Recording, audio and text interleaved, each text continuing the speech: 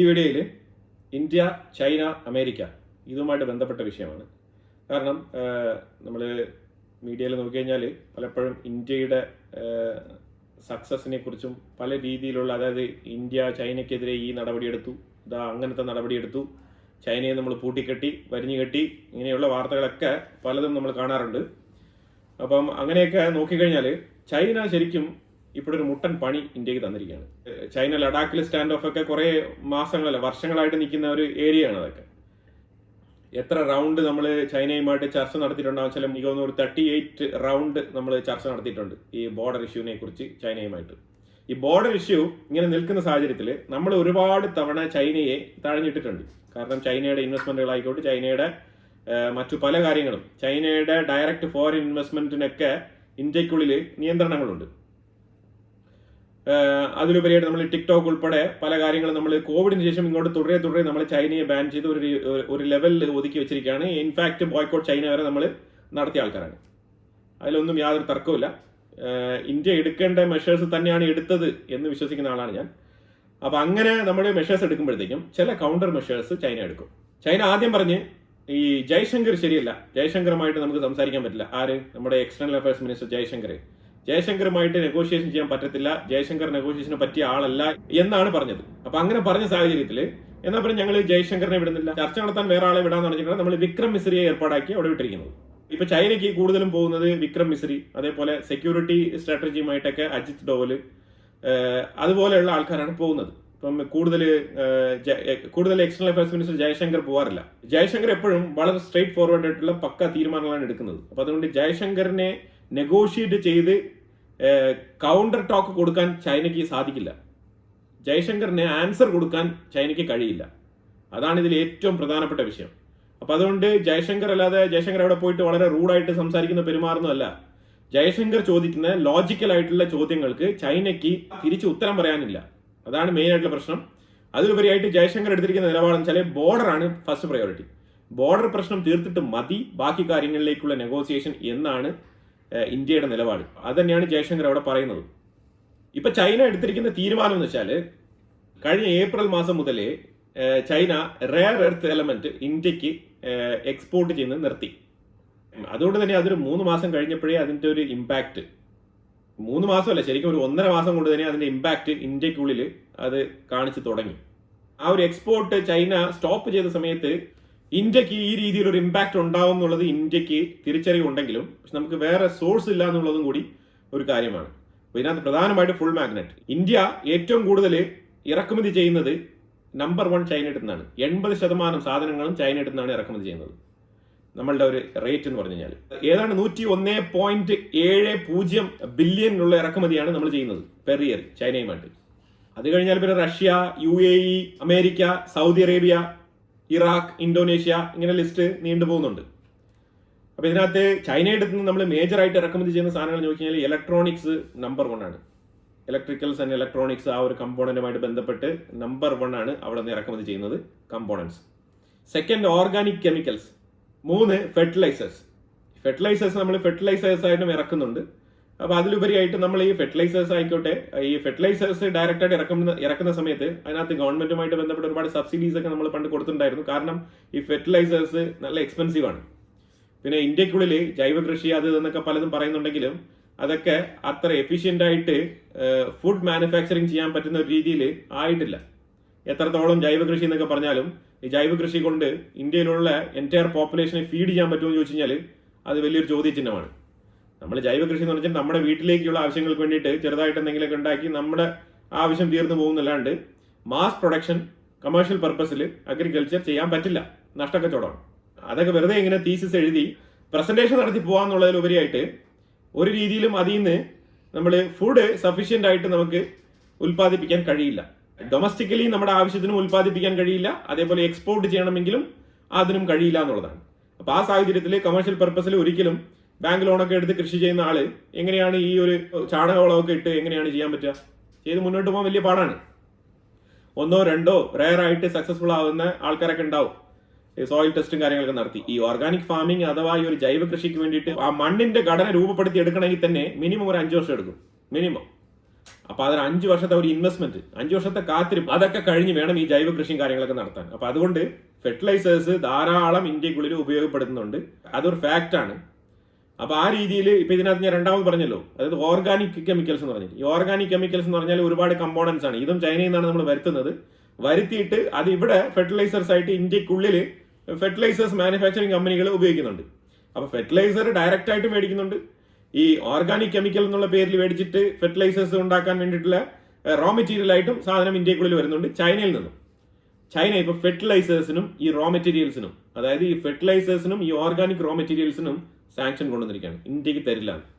China എന്തുകൊണ്ടാണ് തരില്ല എന്ന് പറഞ്ഞത്, ചൈന ഫെർട്ടിലൈസേഴ്സ് ഓവറായിട്ട് ഇന്ത്യക്കുള്ളിൽ കയറ്റുമതി ചെയ്യപ്പെടുന്നു എന്നുള്ളത് കണ്ടെത്തിയത് പല തേർഡ് പാർട്ടി കമ്പനികൾ ഇന്ത്യക്ക് വേണ്ടിയിട്ട് പർച്ചേസ് ചെയ്ത് ഇന്ത്യക്കുള്ളിൽ കയറ്റുമതി ചെയ്യുന്ന രീതിയിൽ ഒരു പക്ഷേ വേറെ രാജ്യങ്ങളിൽ നിന്നായിരിക്കും, തേർഡ് പാർട്ടി കൺട്രീസ്. അങ്ങനെ ചില തേർഡ് പാർട്ടി കൺട്രീസ് ഒക്കെ ചൈന കണ്ടെത്തി.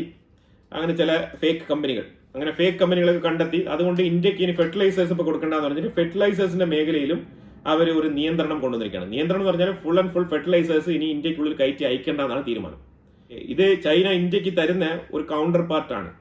ഇനി ഏത് തരത്തിൽ നെഗോഷിയേറ്റ് ചെയ്ത് കഴിഞ്ഞാൽ, ഏത് സാഹചര്യം ചൈനയുമായിട്ട് നെഗോസിയേഷനിൽ ഇന്ത്യ വിട്ടുവീഴ്ച ചെയ്താൽ ഇത് സാധിക്കും എന്നുള്ളതാണ് അടുത്തൊരു വലിയ ചോദ്യം. ഇതൊരു $1 ബില്യൺ ക്വസ്റ്റ്യൻ ആണ്. കാരണം ചൈന ഇപ്പൊ ഇന്ത്യയെ ആ ഒരു നെഗോസിയേഷൻ പോയിന്റിൽ കൊണ്ട് നിർത്തിയിരിക്കുകയാണ്. അപ്പൊ ഈ ഒരു വളം, ഈ ഫെർട്ടിലൈസർ അമേരിക്കയിലും ഷോർട്ടാണ്, അതും കൂടി മനസ്സിലാക്കണം. ഇപ്പം അമേരിക്ക ചൈനയുമായിട്ട് നെഗോഷിയേറ്റ് ചെയ്ത് റെയർ എർത്ത് എലമെന്റിൽ ഒരു തീരുമാനം ഉണ്ടാക്കിയിട്ടുണ്ട്. കാരണം ഓൾറെഡി തന്നെ നമുക്ക് റെയർ എർത്ത് എലമെന്റ് ഇല്ലാത്തത് കൊണ്ട് ഇവിടെ മാരുതി ഉൾപ്പെടെയുള്ള കാർ കമ്പനികളുടെ മാനുഫാക്ചറിങ് നിർത്തിവെച്ചിരിക്കുകയാണ്, പ്രൊഡക്ഷൻ കട്ട് ഓഫ് ചെയ്തിരിക്കുകയാണ്. അതാണ് അവസ്ഥ. ഇതും ചൈന കൊണ്ട് തന്നെയാണ്. ചൈന റെയർ എർത്ത് എലമെന്റ് ഇന്ത്യക്കുള്ളിൽ കയറ്റി അയക്കില്ല, പ്രത്യേകിച്ച് മാഗ്നറ്റ് തരില്ല എന്ന് തന്നെ പറഞ്ഞു കഴിഞ്ഞു.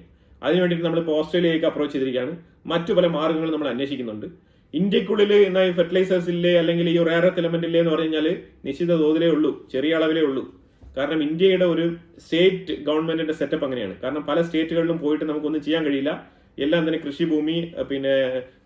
കൃഷിഭൂമി, നിലം, അങ്ങനെ വീട്ടുമന അങ്ങനെയൊക്കെ തിരിച്ചു വെച്ചിരിക്കുന്നതുകൊണ്ട് തന്നെ പല സ്ഥലങ്ങളും ഗവൺമെന്റിന് ഒക്കുപൈ ചെയ്തൊന്നും ചെയ്യാൻ പറ്റാത്ത സാഹചര്യങ്ങളാണ്. ഇതിനൊക്കെ ചില പ്രത്യേക നിയമങ്ങൾ കൊണ്ടുവന്ന് മാറ്റി എഴുതിയാൽ മാത്രമേ ഇതിലോട്ട് ഇറങ്ങാൻ പറ്റൂ. അങ്ങനെ ഇറങ്ങിയാൽ തന്നെയും പല പൊളിറ്റിക്കൽ പാർട്ടീസ് ഒക്കെ അതിനെ വേറെ രീതിയിൽ വഴിതിരിച്ചു വിടും.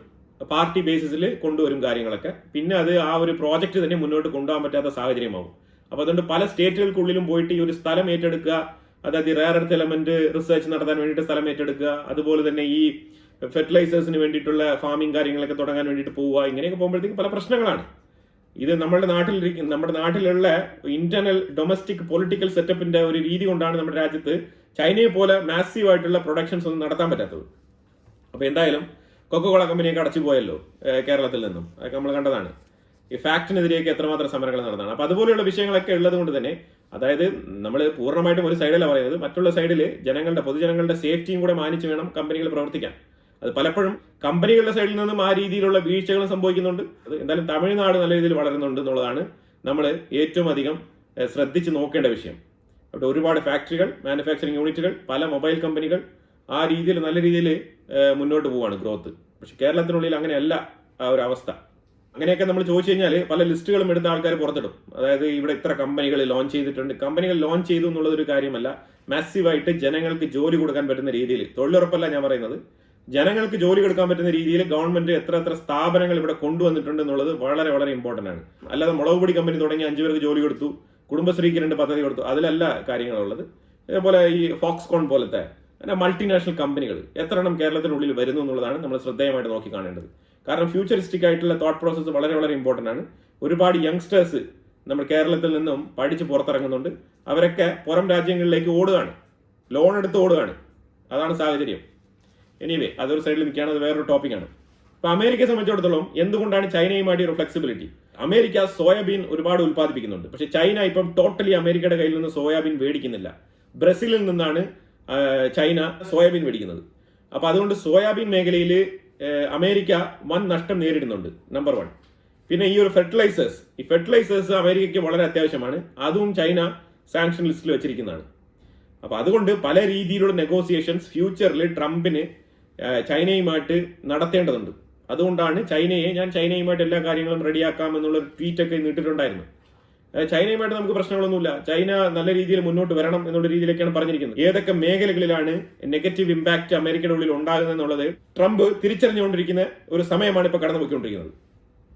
അപ്പൊ ആ തിരിച്ചറിവിന്റെ ഫലമായിട്ടാണ് ഇസ്രായേലും ഇറാനും യുദ്ധമൊന്നും വേണ്ട, നിങ്ങളൊക്കെ മാറി നിൽക്കൂ, ഇവിടെ അമേരിക്കയ്ക്ക് തന്നെ ഫണ്ടിന്റെ ആവശ്യമുണ്ട്, ഇവിടെ ഒരുപാട് പ്രശ്നങ്ങളുണ്ട്, ചൈനയുമായിട്ട് ഞാൻ ചില നെഗോസിയേഷൻസ് ഒക്കെ നടത്തി ഞങ്ങൾ തമ്മിൽ ഒരു ട്രേഡ് ബാലൻസ് ഉണ്ടാക്കട്ടെ എന്ന് തീരുമാനിച്ചിട്ടാണ് ഇപ്പോൾ കാര്യങ്ങൾ മുന്നോട്ട് പോകുന്നത്.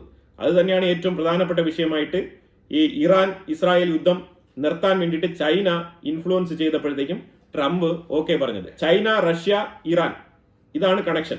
ഈ ലിങ്ക് ത്രൂ ആണ് ഈ യുദ്ധം നിർത്തിയിരിക്കുന്നത്. യുദ്ധം നിർത്താൻ വേണ്ടിയിട്ടുള്ള മെയിൻ ആയിട്ടുള്ള റീസൺ എന്ന് പറഞ്ഞാൽ തുടരെ മിസൈല് മിഡിൽ ഈസ്റ്റിലേക്ക് ഇറാൻ വിടുമെന്ന് ഭീഷണിപ്പെടുത്തിയതിന്റെ പേരിലാണ് ഈ യുദ്ധം അവസാനിച്ചത്. മിഡിൽ ഈസ്റ്റിന്റെ ഉള്ളിൽ നിർത്താതെ മിസൈൽ വർഷം നടത്തും എന്നാണ് ഇറാൻ പറഞ്ഞത്. ആ മെസ്സേജാണ് പുടിൻ ട്രംപിന് കൈമാറിയത്. അതോടൊപ്പം ഖത്തറും ഈ സെയിം മെസ്സേജ് തന്നെ കൈമാറുകയുണ്ടായി. അതായത് ഖത്തറിലേക്ക് ഇറാൻ മിസൈൽ അയച്ചത് മുൻകൂട്ടി പറഞ്ഞിട്ടാണെങ്കിലും മറ്റുള്ള രാജ്യങ്ങളിലേക്കും കൂടി അയക്കും. ഖത്തറുമായിട്ടൊരു ഫ്രണ്ട്ലി റിലേഷൻഷിപ്പ് ഉണ്ട്.